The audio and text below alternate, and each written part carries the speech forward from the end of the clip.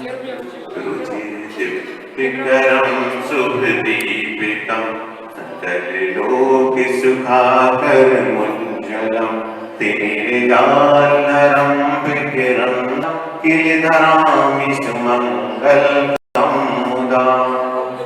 ओम ह्रीं अज्ञान एवं अंधकार विनाशनाय मंगली मंगली मंगली करोमि। ज्योति से ज्योति जलाते चलो, ज्ञान की गंगा कोई चीज कोई अनमोल नहीं, हर वस्तु का मोल है जग में, इसका कोई मोल नहीं। तेरे चरणों की धूल पर चंदन गुलाल बने।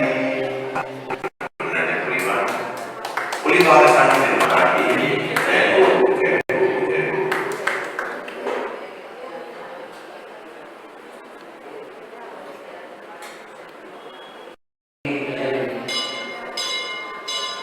श्रीमन्मनसुरा सुरेंद्र मुकुट रत्नोत्तर नर्मदा पार्श्व पावन केन्द्र तलचराम गोविंदवैस्तायिनः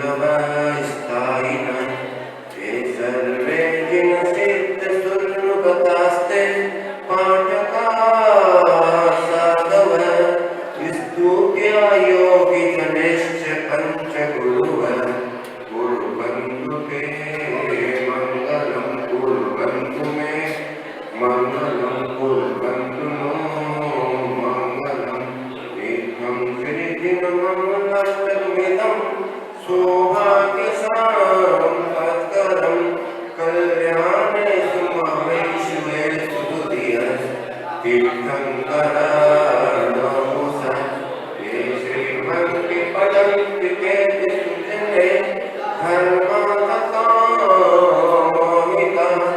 लक्ष्मीनाश्रयवे पायरहिता निर्माणलक्ष्मीनपि निर्वाणलक्ष्मीनपि कुर्वन्तु ते मङ्गलं कुर्वन्तु मे मंगलम कुर्वन्तु मंगलम।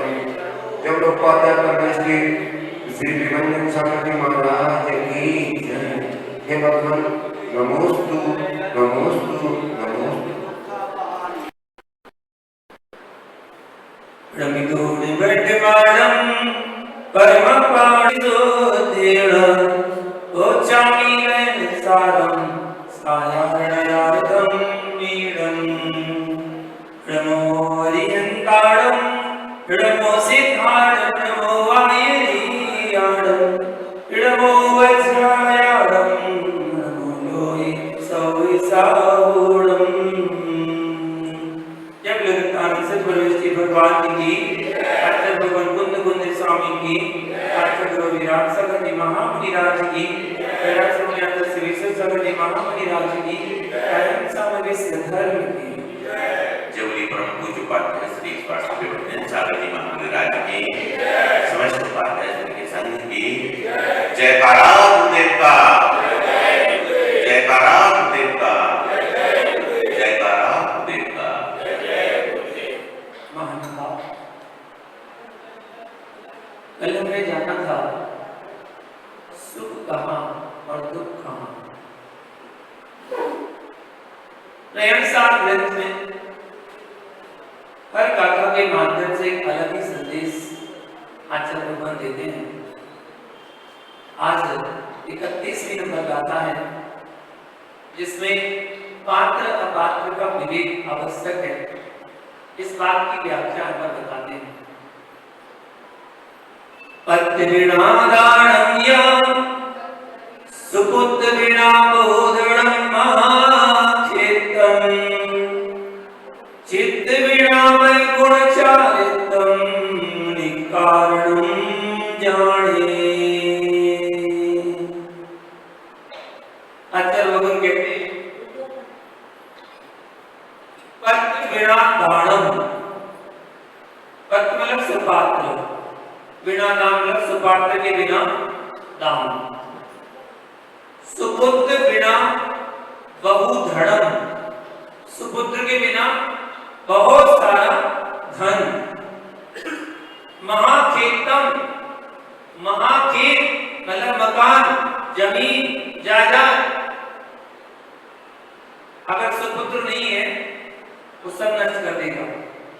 धन, रुपया, पैसा, मकान, जमीन, जायदाद सब कुछ नष्ट कर देगा। अगर बच्चा आपका सुपुत्र नहीं है तो वह मतलब वैसे ही चित्त बिना, चित्त मतलब भावों की, भावों की पवित्रता के बिना वय, गुण, चारित्र, व्रत, गुण और चारित्र, निकारणम मतलब निष्कारण, निष्प्रयोजन, जाने मतलब जानो, ये सब निष्प्रयोजन जानो, इनसे कोई लाभ नहीं है।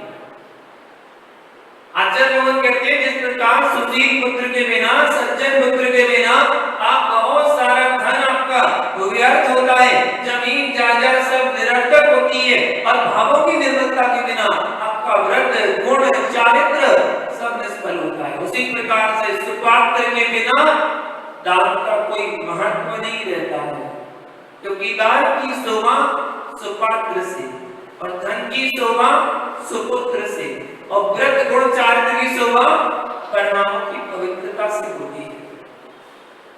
परिणाम पवित्र हो तो व्रत, गुण, चारित्र अच्छा है। आचार्य भगवान कुंद स्वामी कह रहे हैं सुपुत्र के बिना धन का कोई महत्व नहीं होता। सुपुत्र के बिना संपत्ति का संग्रह करना निरर्थक है, क्योंकि हर पिता अपने पुत्र के लिए संपत्ति का संग्रह करता है। ये तो लोक व्यवहार की बात सब जानते हैं। जो भी धन संपत्ति का संग्रह हो रहा है, जोड़ा जा रहा है, तो सब अपने पुत्र के लिए जोड़ा जा रहा है। पुत्र के लिए संपत्ति जोड़ता है, परंतु यदि सुशील पुत्र नहीं है, सुशील पुत्र के अभाव में, सज्जन पुत्र के अभाव में बड़ा महल काम का नहीं है, करोड़ों की संपदा कोई काम की नहीं है, बहुत सारा सोना चांदी कोई काम का नहीं है। यदि पुत्र दुराचारी है, खोटे कर्म करने वाला है, नीच कर्म करने वाला है, आज्ञा को ना मानने वाला है, व्यसन में फंसा हुआ है, वेश्यावृत्ति करता है, कोई खोटी संगति फंसकर खोटे व्यसन करता है, शराब पीने वाला है, जुआ खेलने वाला है, ऐसा कुपुत्र उसके आंख में यदि संपदा दे दी जाए वह सारी की सारी संपदा नष्ट कर देगा, बर्बाद कर देगा। अगर एक व्यसन भी क्यों ना हो, एक व्यसन भी होगा तो सारे व्यसन में फंसता चला जाएगा। कोई सा भी व्यसन, सब एक दूसरे से जुड़े हुए, कनेक्टेड है। अगर जुआ खेलता है तो वो सारे व्यसन करेगा, शराब भी पिएगा, चोरी भी करेगा, सब कुछ करेगा। अगर शराब पीता है तो सारे व्यसन कनेक्टेड है, वो सब कुछ करेगा, जुआ भी खेलेगा, व्यसन सेवन भी करेगा, सब कुछ करेगा। एक व्यसन सारे व्यसनों की जड़ बन जाता है, अर्थात सारे व्यसन करने को तत्पर हो जाता है। वो सारी धन संपत्ति अपना उस व्यसनों में बर्बाद कर देगा। अगर कुपुत्र है, कोटि संगति वाला आपका पुत्र है, तो सारी संपदा सब नष्ट कर देगा। क्षय को प्राप्त वह धन संपदा एक व्यसन के कारण चारुदत्त ने अपनी सारी संपत्ति का क्षय वेश्यावृत्ति में कर डाला। एक व्यसन में फंस गया, धन को भी नष्ट किया, अपने तन को भी नष्ट किया, सब कुछ बर्बाद किया। इस लोक को भी नष्ट किया और परलोक को भी नष्ट किया। इस लोक में भी अपयश को प्राप्त हुआ और परलोक में दुर्गति को प्राप्त हुआ। ऐसे प्राणी मोबाइल लोक में दुखी रहते हैं। संपत्ति का सदुपयोग करना से बहुत बड़ी समझदारी है। संपत्ति का सदुपयोग कर पाए ये बहुत बड़ी समझदारी है। दुराचारी पुत्र नए धन का संग्रह नहीं करता, कमाता नहीं है, गवाता है। अभी जो उसके पिता ने संचित किया हुआ था, जो उसको दिया हुआ था, उसे भी वो व्यसन वृत्ति में फंस करके नष्ट कर देता है, उस धन का भी क्षय कर देता है। जैसे कि लोक में लोकप्रति है, लोकोक्ति के द्वारा कहा जाता है, एक सूक्ति आती है और सभी इसको जानते हैं, पूत सपूत तुकाधन संचय और पूत कपूत तुकाधन संचय। यदि पुत्र तुम्हारा अच्छा है, संस्कारवान है, गुणवान है, अच्छी संगति वाला है, तो धन जोड़ने से क्या फायदा? वो अपनी मेहनत से, वो अपने पुरुषार्थ से, वो अपने भाग्य से कमा लेगा, जरूर कमा लेगा। यदि तुम्हारा पुत्र कुपुत्र है, खोटी संगति में, व्यसन में फंसा हुआ, तो वो धन जोड़ने से क्या फायदा है? वो सारा का सारा धन बर्बाद कर देगा। जिस प्रकार से फलते फूलते आम के बगीचों को बंदर नष्ट कर देते हैं, जैसे बंदर चंचल होता है, उसी प्रकार से कपूत भी चंचलता के कारण पिता द्वारा संचित संपत्ति को सख्त व्यसनों में अपने आप में मस्त होकर के नष्ट कर देगा। उस बंदर के समान है पुत्र। यदि पुत्र सुपुत्र है तो उसके लिए पैसा भी ना दिया जाए तो वह अपने विवेक से, अपने विचार से, अपने बुद्धि से सारे धन का संग्रह कर सकता है। उसके पास भी क्षय शक्ति होती है, वो सब धन जोड़ लेता है। लक्ष्मी के बुलाने पर सरस्वती नहीं आती, लक्ष्मी के बुलाने पर सरस्वती नहीं आती, पर सरस्वती के बुलाने पर लक्ष्मी शीघ्र आ जाती है। सरस्वती मतलब जन्माष्टमी, ज्ञान। इसलिए सरस्वती को बुलाया, निश्चित उसके पास लक्ष्मी आएगी। कुपुत्र पुण्यहीन होता है और सुपुत्र पुण्यवान होता है। जो पुण्यहीन होता है उसके पास संपत्ति रहती नहीं है, और जो पुण्यवान होता है उसके पास से संपत्ति जाती नहीं। सुपुत्र के बिना बहुत सारा धन कमाना, मकान बनाना, खेत इकट्ठे करना, सोना चांदी संपत्ति जोड़ना सब व्यर्थ है। और उसी प्रकार कहते हैं चित्त अर्थात भावों के बिना, परिणामों की पवित्रता के बिना, भाव शुद्धि के बिना, मन की निर्मलता के बिना व्रतों को धारण करना, गुणों को धारण करना, चारित्र का पालन करना, धारण करना उसी प्रकार है जैसे कि चलनी में दूध छानना। चलनी में दूध छान रहे हैं, चलनी में से दूध छानेगा तो सारा का सारा दूध नीचे ही जाएगा, कुछ बचने वाला नहीं है। भावों की पवित्रता के बिना आत्मा परमात्मा के सांचे में नहीं डल सकता है। अगर भावों की पवित्रता नहीं है, हमें आत्मा को परमात्मा बनाना है, तो अपने भावों को निर्मल बनाने की आवश्यकता है। आचार्य भगवान पूर्णचंद्र स्वामी ने कल्याण मंदिर श्लोक लिखा, 38 नंबर श्लोक है, उसमें पूरे कल्याण मंदिर का सारांश लिख दिया है एक लाइन में, 4 पंक्ति में नहीं, एक पंक्ति में। और मैं तो कहूँ कल्याण मंदिर क्या पूरे जैनागम का सार लिख दिया एक लाइन में। बस उस एक लाइन को अगर अच्छे से समझ लिया जाए तो व्यक्ति धर्म करना सीख जाए। क्या कहा भगवान ने? यस्मात् क्रिया प्रतिफलन्ति न भाव शून्या।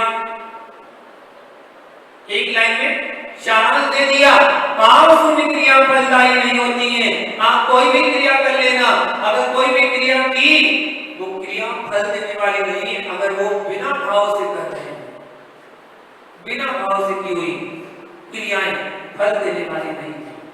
भाव रहित व्रत, भाव रहित गुण आदि का पालन सिर्फ व्यर्थ का श्रम कहलाता है, उससे फल कुछ भी प्राप्त नहीं होता। उसी प्रकार से व्रत और गुणादि का पालन भाव के बिना व्यर्थ होता है। जैन आगम में धर्म 2 प्रकार का बताया गया है, एक तो श्रावक धर्म और एक मुनि धर्म, साधु का धर्म, जिसमें श्रावक के लिए 12 व्रतों का पालन करना बताया गया है। गुण चारित्र, व्रत गुण चारित्र, इनकी बात में जाने।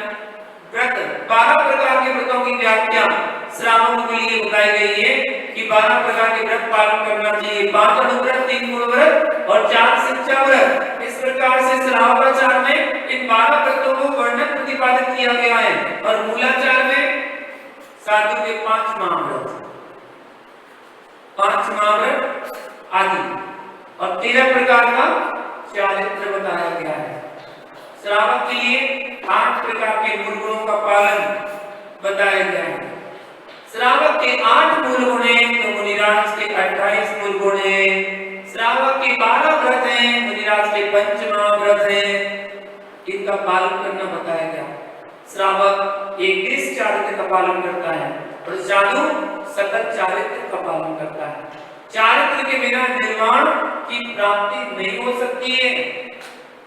कितना ही पुरुषार्थ कर ले लेकिन निर्वाण की प्राप्ति नहीं कर सकता। चारित्र का स्वरूप आचार्य भगवान समन्वय स्वामी ने रत्नकरण श्रावक ग्रंथ में दिया और कहा इंसान मृत्योरेभ्यो मैं तुमसे का परिग्रहाभ्यां पाप प्रणालिकाभ्यो रति संगस चारित्रम। क्या कहा? पाप मतलब अशुभ आश्रम के कारण हिंसा, झूठ, चोरी, कुशील और परिग्रह, इन 5 पापों का एक देश त्याग करना और सर्व का त्याग करना। एक देश त्याग करना अणुव्रत और सकल देश त्याग करना महाव्रत के अंतर्गत आता है। उमा स्वामी आचार्य ने तत्वार सूत्र की 9वें अध्याय में 5 प्रकार के चारित्र का वर्णन दिया। सामायिक प्रस्तावना परिवार सुधि सूक्ष्म संप्रदाय का ज्ञान विधि चारित्रम। 5 प्रकार का चारित्र होता है। सामायिक, छेदो प्रस्तावना, परिवार सुधि सूक्ष्म संप्रदाय और यथाख्यान, ये 5 चारित्र हैं। मुनिराज इन चारित्रों का पालन करते हैं। जीवन भर के लिए जो उन्हें मिला है उनका पालन करना है। मैंने बताया कि सामायिक एक व्रत है, सामायिक एक प्रतिमा है, सामायिक एक चारित्र है। सामायिक व्रत 2 प्रतिमाधारी का होता है। इसकी 2 प्रतिमाएं तो उसका सामायिक व्रत होता है। शिक्षा व्रत के अंतर्गत आता है। 4 शिक्षा व्रतों में सामायिक शिक्षा व्रत कहलाता है। उसके बाद प्रतिमा की बात करें तो तीसरी प्रतिमा में सामायिक प्रतिमा आती है, जिसमें 3 टाइम सामायिक करना अनिवार्य होता है। शिक्षा व्रत में अभ्यास है, वहां पर अभ्यास के लिए आप 1 टाइम सामायिक, 2 टाइम सामायिक, 24 मिनट की, 48 मिनट की, कितनी भी कर सकते हैं, वो अभ्यास चल रहा है।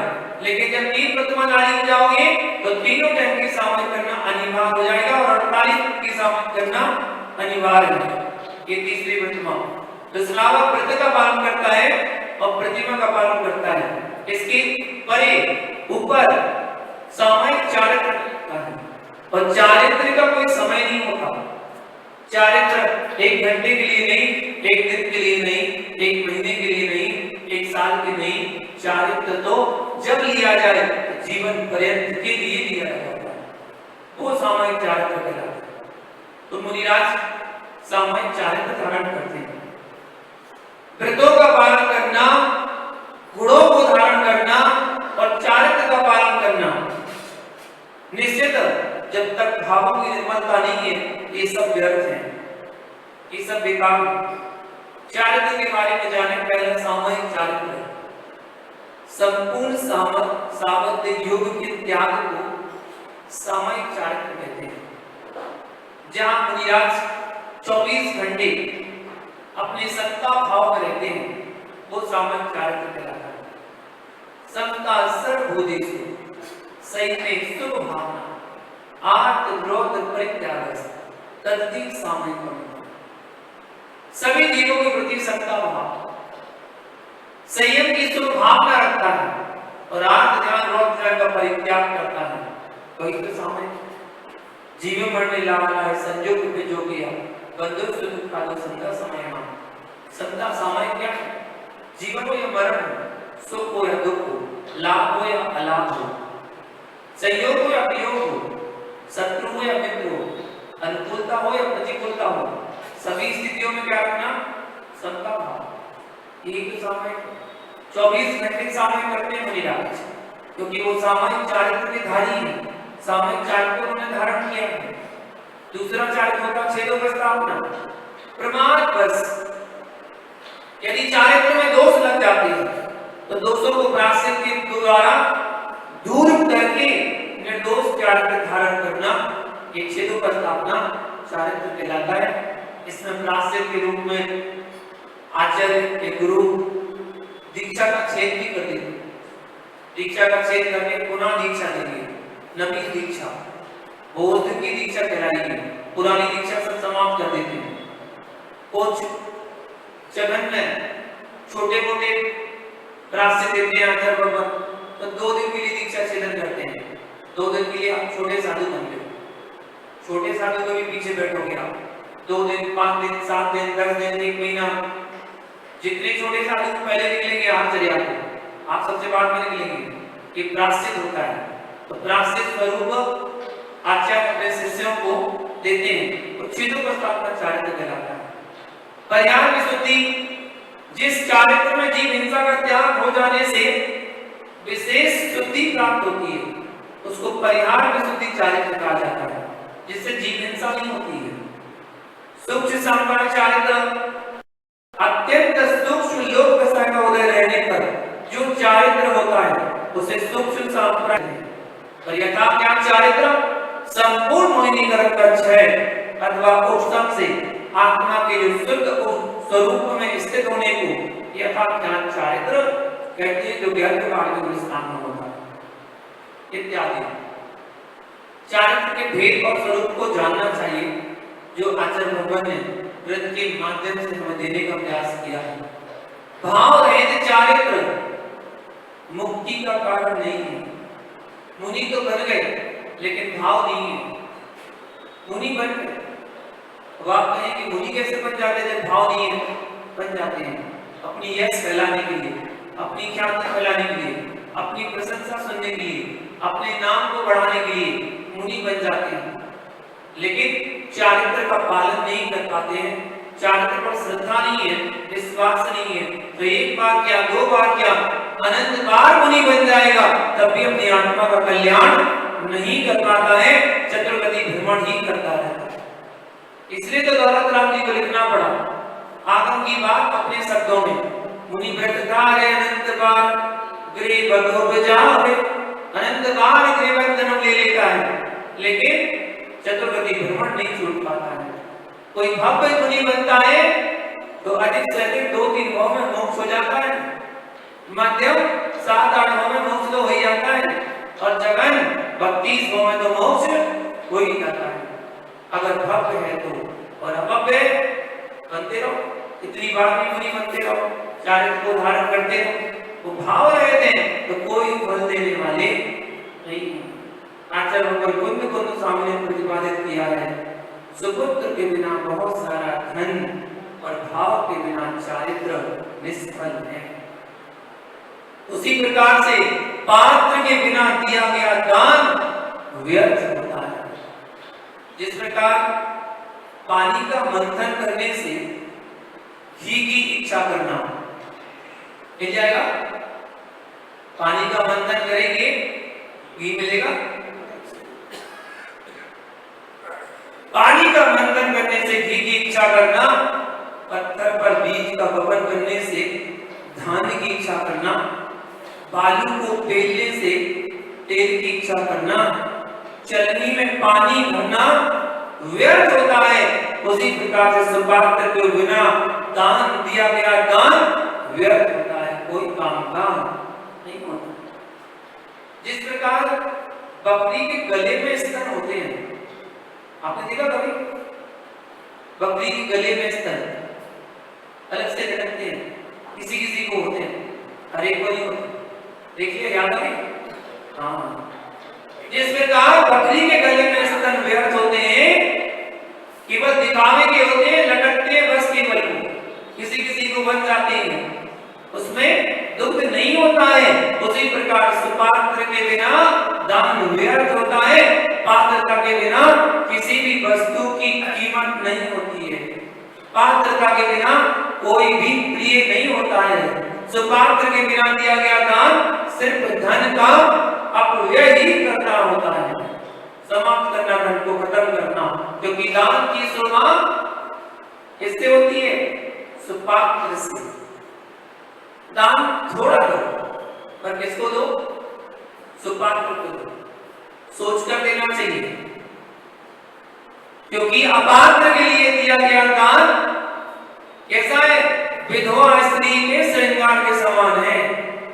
जिसका पति चला गया है और वो श्रृंगार कर रही है, जिस प्रकार से सौभाग्यवती स्त्री श्रृंगार अपने पति के लिए करती है, परंतु पति के मर जाने पर उसका श्रृंगार व्यर्थ होता है, उसी प्रकार से दाता का दान सुपात्र के लिए होता है, परंतु सुपात्र के बिना दान व्यर्थ होता है। इसी प्रकार से भाव से रहित होकर किया गया चारित्र का पालन व्यर्थ होता है। भक्त जनों के लिए सदैव भाव से युक्त होकर के संयम का पालन करना चाहिए। कभी व्रतों को ग्रहण करना चाहिए, कभी व्रतों को ग्रहण करना सफल है, और सदैव सत पात्रों को दान देना चाहिए, तभी संपत्ति की सार्थकता समझी जाती है।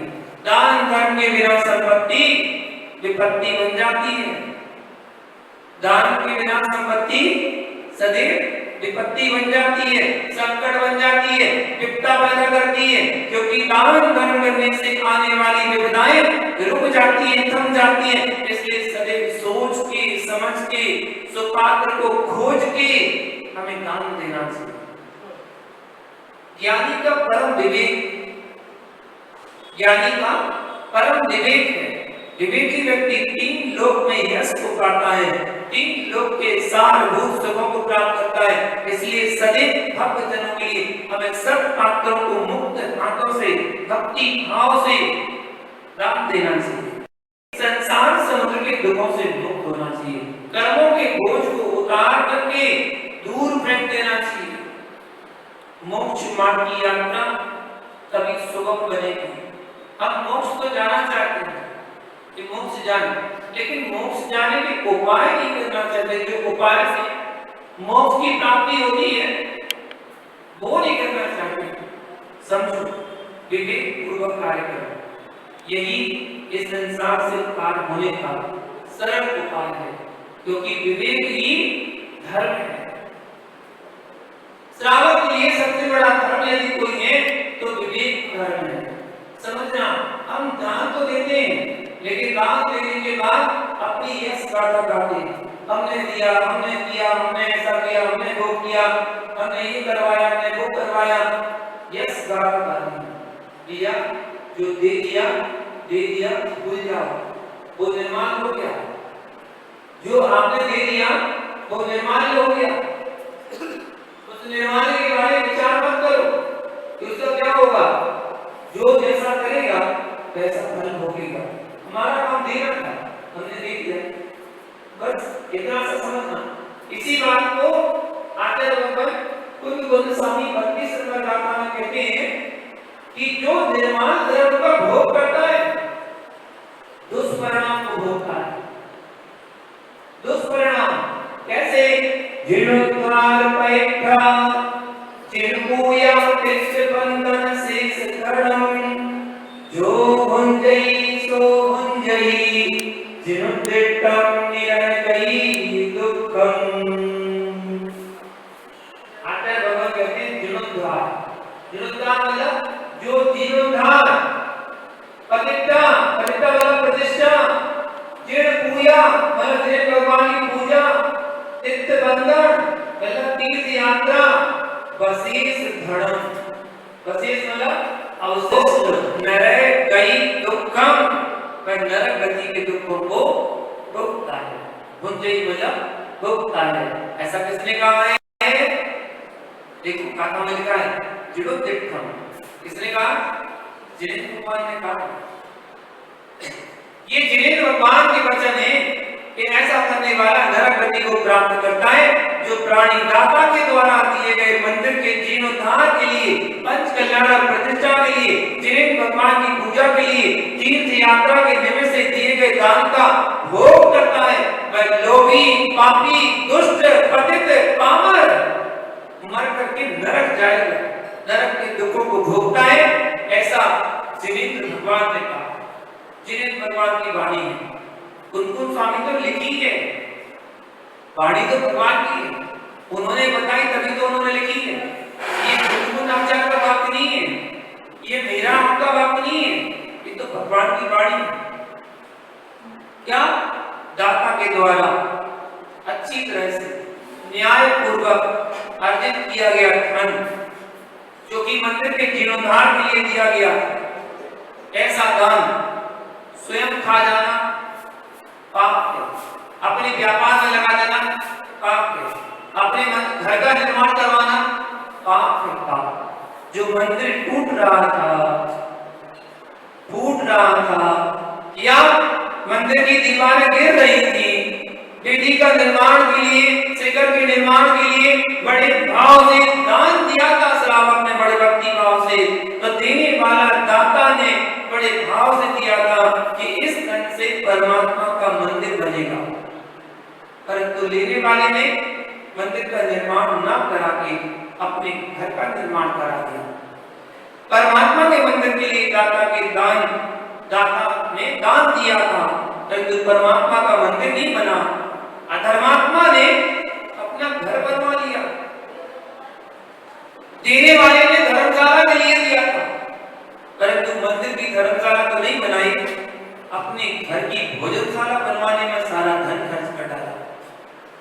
आए हुए पैसे का जो स्वयं के उपयोग या काम में खर्च करता है, वह स्वयं के ऊपर जन्म जन्म के लिए कर्ज करता है।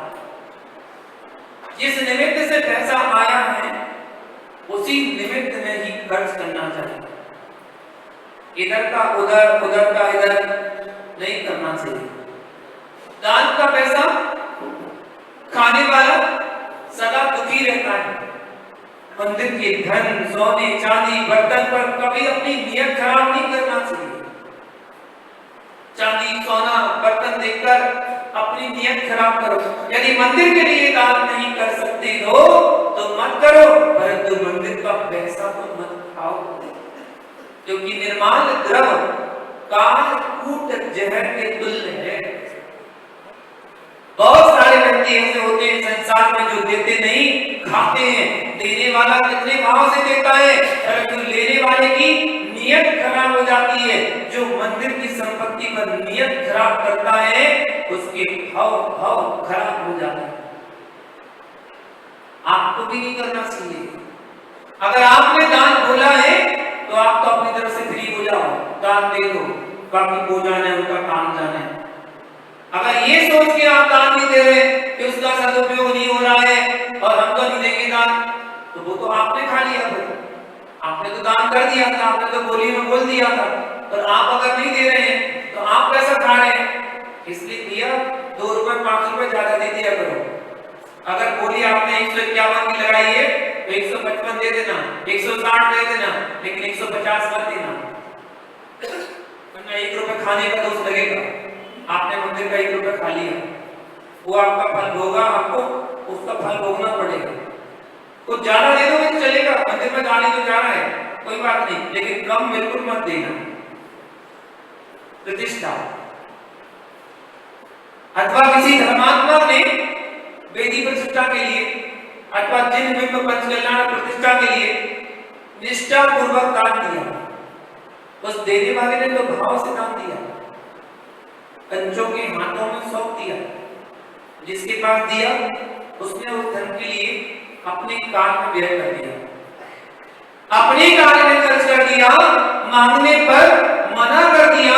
हमारे पास अभी नहीं है, बाद में देंगे, जब होगा तब दे देंगे, खा के पक रहेंगे, अभी सब खर्च हो गया है, अभी हम देने में असमर्थ। इस कारण से जो धार्मिक कार्य, वेदी प्रतिष्ठा या पंचकल्याण प्रतिष्ठा या और भी कोई कार्यक्रम जो भी होने थे, वो कार्य रुक गया और वह कार्यक्रम सही समय पर नहीं हो सका।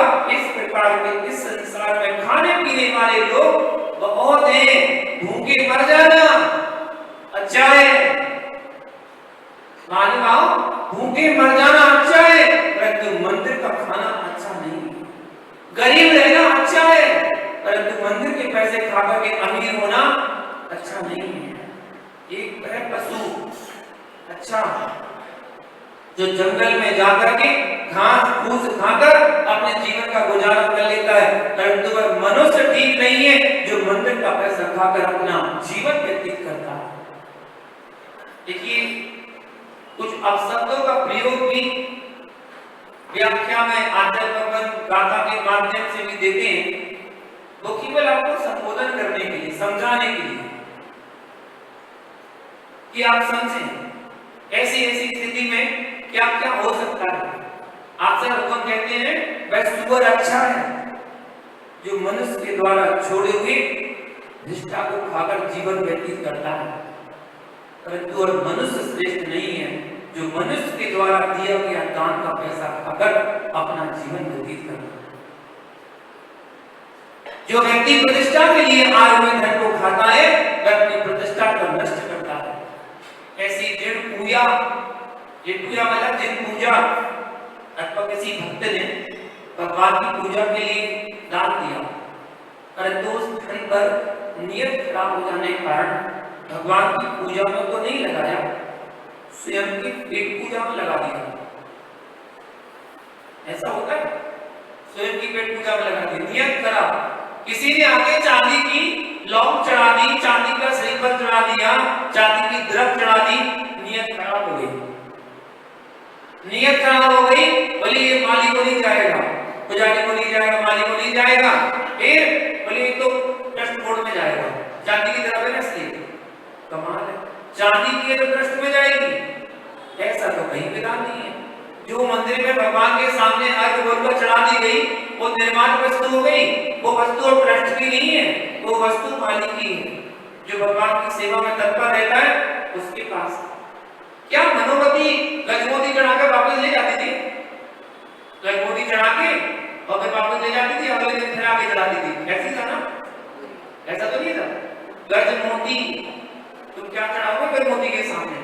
एक एक गजमोती इतना महंगा होता है, इतनी धन संपत्ति वाला होता है, वो तो गजमोती चढ़ा के दर्शन करती थी, वो वापस लेके नहीं आती थी। तुमने कौन से मोती चढ़ा दिए? कितने चढ़ा दिए? सस्ते मोती चढ़ा दिए होंगे, 2-5 रुपए 10 रुपए का मोती चढ़ा दिया होगा। वो तो गज मोती चढ़ा के दर्शन करती थी, और वो सब किसको मिलता था? मालिक को मिलता था, ट्रस्ट बोर्ड के लिए नहीं जाता था। तो जिन मंदिरों में ये व्यवस्था बनी हुई है कि चांदी सोने के जो चढ़ेगा वो ट्रस्ट बोर्ड में जाएगा, भैया बहुत पाप का बंद कर रहे हो। इसलिए इन पाप से बचो। जो भी चढ़े, पैसा चढ़े, चाहे सस्ती चढ़े चाहे महंगी चढ़े, वो सब माली की द्रव्य हो जाती है। उसके लिए नियत खराब नहीं करना चाहिए, ना अपने पेट में भरना चाहिए। परिवार की पेट पूजा में लगा दिया, अपने पेट पूजा में लगा दिया वो पैसा, वो पाप का बंद करता। कितना बड़ा पाप किया, कितना बड़ा अपराध किया, निश्चित ही इस पाप का फल उसे भोगना पड़ेगा।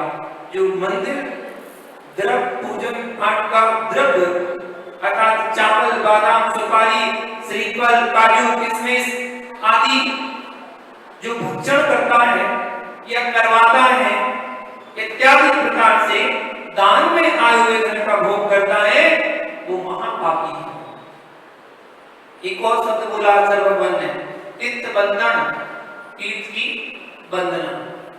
तीर्थ वंदना के लिए दिया गया था, उसे अपनी यात्रा में खर्च करना, अथवा कोई मुनि संघ तीर्थ यात्रा के लिए बिहार कर रहा था, उस यात्रा के लिए लोगों ने बहुत धन दिया ताकि मुनि संघ की यात्रा अच्छी तरह से हो जाए, साधु संघ के लिए किसी प्रकार की कोई परेशानी ना हो, इस भावना से दान दिया ताकि मुनि संघ की आहार विहार की क्रिया में कोई बाधा ना आए, इस भावना से दान दिया था। परंतु उस धन का यात्रा में उपयोग न करना, स्वयं के उपयोग में उसका व्यय करना, या मुनि संघ को आहार आदि पर्याप्त नहीं देना, उनकी सेवा में आए हुए धन को स्वयं के ऊपर खर्च करना, उनके ऊपर खर्च नहीं करना, अपनी मनमानी करना, मनमाना खाना, मनमाना पीना, दान में आए हुए पैसे का सही उपयोग नहीं करना, दान में आए हुए पैसे खाकर जीवन गुजार के अपनी अपेक्षा भूखे मर जाना। दान में आए हुए पैसे को मत खाना, जिस काम के लिए आया है उसमें जाने दो। भैया भिखारी बनकर भीख मांगकर जीवन यापन करना अच्छा है, परंतु दान का पैसा खाना अच्छा नहीं है। आचार्य कुंद स्वामी ने स्वयं प्रतिपादित किया है कि जो प्राणी मंदिर के लिए या मंदिर के निर्माण के लिए आए हुए, प्रतिष्ठा के लिए आए हुए या तीर्थ यात्रा के निमित्त से आए हुए पैसे का भोग करता है या अपने जीवन के लिए उस पैसे का उपयोग करता है, प्राणी नरक गति के दुखों को प्राप्त करता है, नरक गति में गमन करता है। निर्माल्य द्रव्य का जो भोग किया था उसी के फलस्वरूप नरक गति के दुख को भोगता है, तरह तरह के कष्टों को भोगता है, क्योंकि नरक एक पल भी जहां पर शांति ना हो ऐसा स्थान है। हर पल हर दम दुखी रहते हैं, एक नाकी दूसरे नाकी को काटते हैं, मारने को दौड़ते हैं, शरीर के खंड खंड कर देते हैं, टुकड़े टुकड़े कर देते हैं, भूख प्यास की वेदना को सहन करते हैं, शीत उष्ण की वेदना को सहन करते हैं, सड़ी गली मिट्टी को खाते हैं, दुर्गंधित शरीर को प्राप्त करते हैं और हमेशा सदा लड़ते रहते हैं। बहुत भूख लगती है पर एक दाना खाने को नहीं मिलता, दाना भी तो नहीं मिलता, खाने को इसलिए नहीं मिलता पिछले जन्मों में मस्ती में मस्त होकर के दान का पैसा खाया था, इसलिए अब यहाँ पर एक दाना खाने को नहीं मिल रहा, पानी की एक बूंद पानी पीने नहीं मिलती है। क्यों? या अभिषेक में आए हुए धन संपत्ति को अपने खर्च में लगा दिया था। अभिषेक दूध आया था अभिषेक के लिए, उसमें आधा पानी मिलाकर अभिषेक के लिए रख दिया, आधा पीने के लिए रख दिया, मिलावट करके दे दिया, जिसके कारण पाप का संग्रह किया और वह पाप का कारण ऐसा बना फल कि मरकर नरक गति में गया और वहां दुखों को सामना करना पड़ता है, सागरों पर्यंत भोगना पड़ता है। नरक के दुख हजारों जिह्वाओं के द्वारा कहने में कोई समर्थ नहीं है, लेकिन उनकी प्रतिक्रिया अशुभ है, उनकी हर क्रिया अशुभ होती है। जहां की भूमि स्पर्श करने से ऐसा लगता है हजारों बिच्छुओं ने एक साथ डंक मार दिए हो।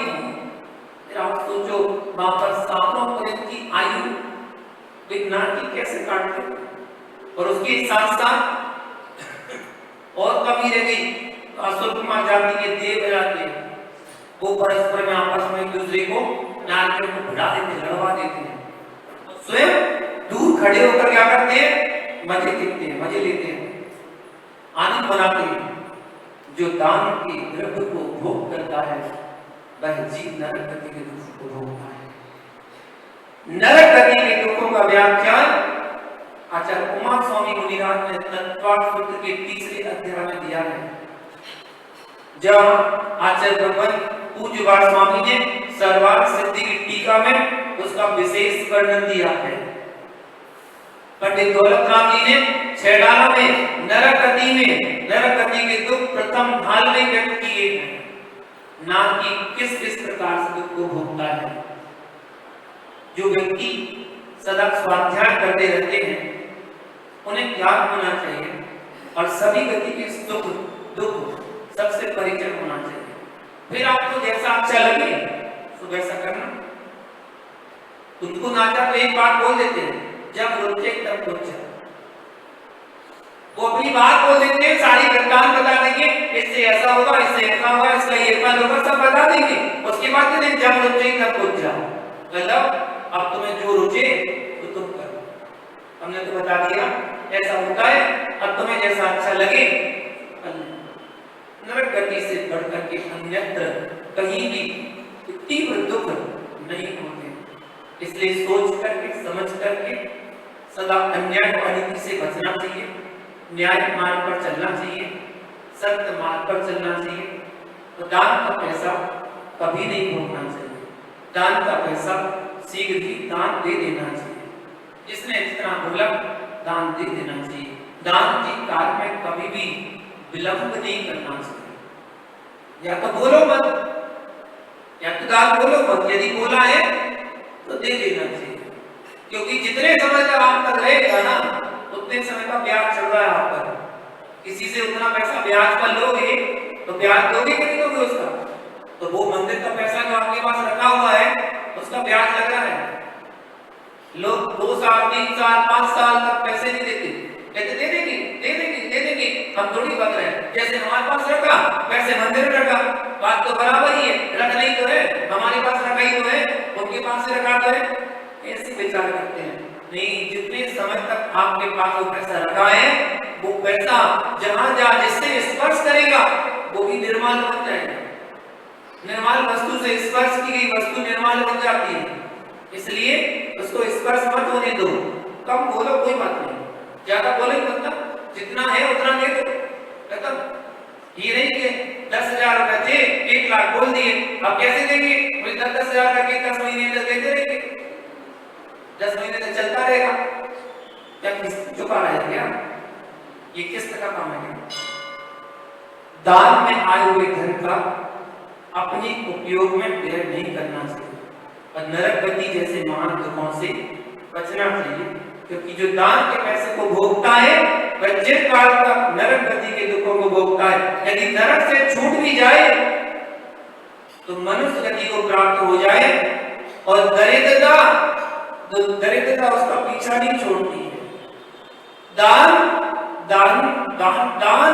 के पैसे खाने वाला दाने दाने को तरसता है, उसे दाना नहीं मिलता खाने को, दर दर की ठोकरें खाता है, पल पल कष्ट के साथ गुजरता है, भूखों मरना पड़ता है और तरह तरह के दुखों को भोगना पड़ता है। इसलिए कभी भूल करके भी दान के पैसे का भोग नहीं करना। निर्माण द्रव्य का कथन करने के उपरांत आचार्य भगवान अब और ऐसी वस्तुओं का व्याख्या करेंगे जिसके माध्यम से हमको पता चलेगा कि हम मंदिर की सामग्री का उपयोग करते हैं, उसका अपहरण करते हैं तो क्या फल की प्राप्ति होती है। अगली 3 गाथाओं में एक ही बात बताएंगे, पूजा दानाई दब्ब करो, अर्थात पूजा और दान आदि के द्रव्य का जो अपहरण करता है वो कैसे दुखों को भोगता है। अगली 3 गाथाओं के माध्यम से आपको कल बताएंगे कि क्या इसका फल है। आज के लिए इतना ही। जय गुरु पार्श्वनाथ भगवान की। आवाणी के गान से तो वाणी का सत्य सदा देत हो, एक वाणी पारती तो इधर पहुंचते, जो तेरे शरणागत पावे छूटते, देव जो अयंत को सिंगार, दया धर्म पालो सदा नहीं मोक्ष का, तरफ तरफ संसार सुधर कर देवा, तरफ कर साधे मनाते, इस सर्व लोक